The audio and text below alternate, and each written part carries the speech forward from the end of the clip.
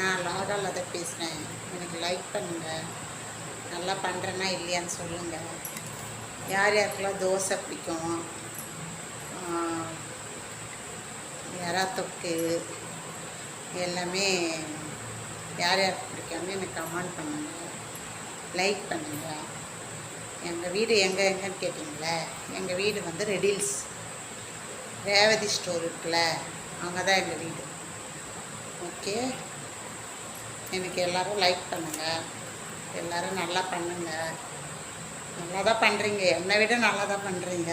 நான் தான் கொஞ்சம் சுமார், கொஞ்சம் லைக் பண்ணுங்கள். ராஜான்றவர் கமெண்ட் பண்ணுறாரு, அவருக்கு மிக்க நன்றி. மீதி பேர் எல்லாருமே கொஞ்சம் லைக் பண்ணுங்கள்.